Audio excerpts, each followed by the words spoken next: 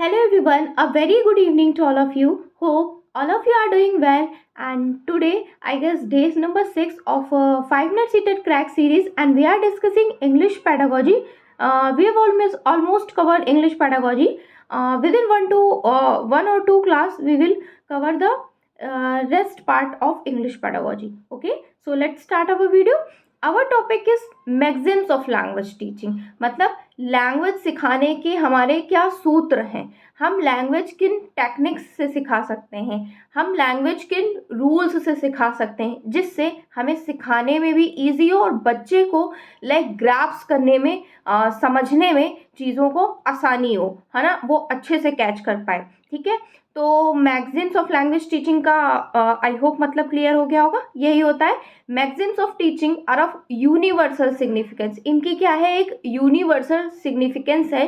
ठीक है, सर्वमान्य मान्यता बोल सकते हैं। ठीक है, सर्वव्याप मान्यता है। ठीक है, ये जो रूल्स हैं ये सभी में फॉलो होते हैं। कोई भी सब्जेक्ट्स आप उठा लें, ठीक है, किसी भी आपको लेवल पे आपको सिखाना हो, अगर बेसिक पे सिखाना है, अभी 1 to 5 की बात कर रहे हैं, ठीक है, तो ये सभी पे अप्लाई होंगे। ठीक है, कोई भी सब्जेक्ट आपको सिखाना हो। ठीक, now helps teacher to teach systematically. ये अगर रूल्स टीचर को पता होंगे तो वो इजीली सिस्टमैटिक तरीके से बच्चों को सिखा पाएगी। ओके, नंबर 1 है, डिस्कस करते हैं known to unknown.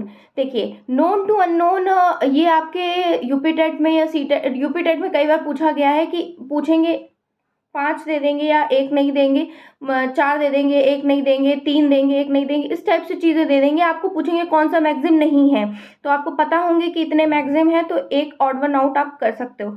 Known to unknown means ज्ञात से अज्ञात।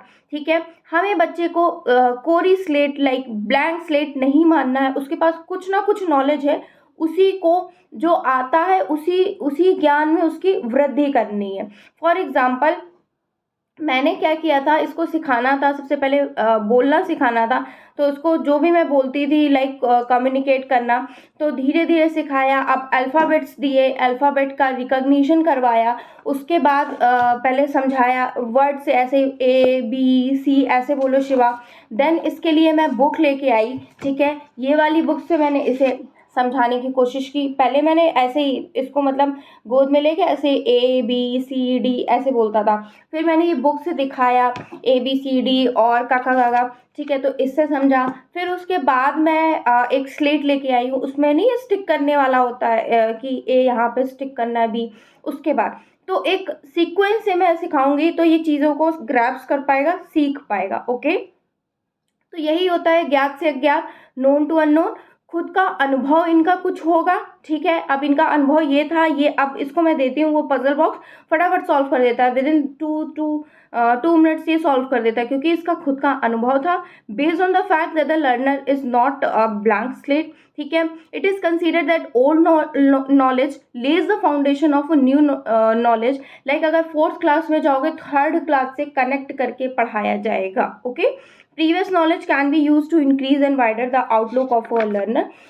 प्रीवियस जो इनकी नॉलेज है वो यूज करी जाती है नेक्स्ट आगे पढ़ाने के लिए। ओके, ठीक है, जैसे कलर्स को सिखाना है ना, मैंने कलर्स को सिखाया। अब मैं इससे पूछती हूँ कि what is the colour of your teeth, can you tell? White.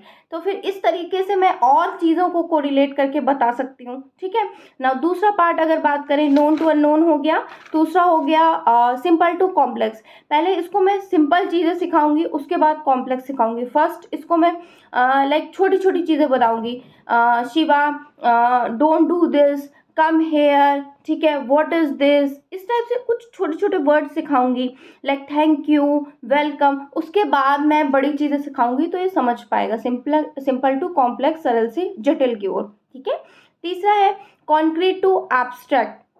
Concrete मूर्त चीज़ें पहले से दिखाऊंगी, उसके बाद जब ये बड़ा होगा और तब विचारों में सोच पाएगा। जैसे अब हम लोग विचारों में सोच पाते हैं, हम लोग तो खैर बहुत बड़े हैं, बट स्टिल बच्चे विचारों में तभी सोच पाएंगे, पहले छोटे बच्चे कॉन्क्रीट टू एब्स्ट्रैक्ट पे सीख पाएंगे, मूर्त चीज़ें दिखा के वो इजिली रिकॉग्नाइज कर पाएंगे। जैसे इनसे पूछें, can you tell me what is this Shiva, what is this, what is this, down, ball, ball, this is ball. Okay, तो ये बॉल दिखाया, ठीक है। अभी जैसे फॉर एग्जाम्पल कोई चीज, can you tell me what is this? pen, pen, ठीक है।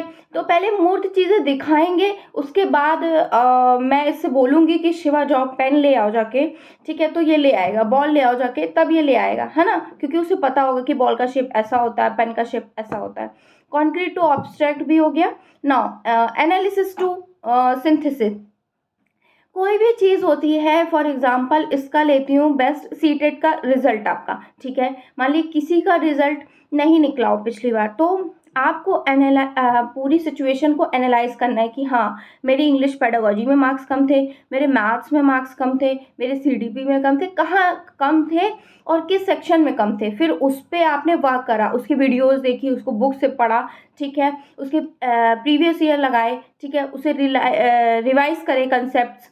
उसके बाद आपने एनालाइज करा, बड़ी सिचुएशन को छोटे छोटे पार्ट्स में डिवाइड करा, उसके बाद फिर से किया, फिर आपने एनालिसिस करने के बाद आपने फिर से एग्जाम इस पर दिया, तो आपका क्लियर हो जाएगा, ठीक है। एनालिसिस टू सिंथेसिस में जाना है। ओके, नाउ फिफ्थ है इंडक्शन टू डिडक्शन, मतलब आगमन से निगमन की ओर जाना है। एग्जाम्पल से रूल की ओर होता है, आगमन से निगमन मतलब पहले एग्जाम्पल देते हैं, उसके बाद रूल्स बताते हैं, इंडक्शन टू डिडक्शन में।